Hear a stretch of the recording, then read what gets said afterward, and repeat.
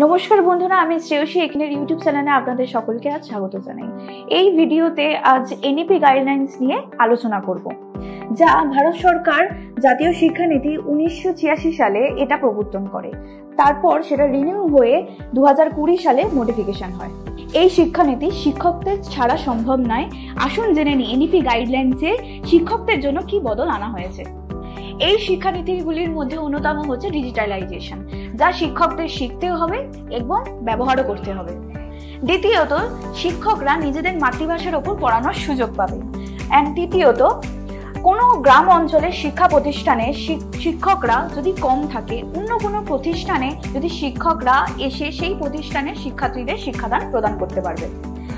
এই নীতি 2030 সালের মধ্যে সম্পূর্ণ চালু হতে চলেছে। তাই বলা যেতে পারে আগামীকালে এই জাতীয় শিক্ষানীতি শিক্ষকের জন্য আরো বড় পরিবর্তন আনবে।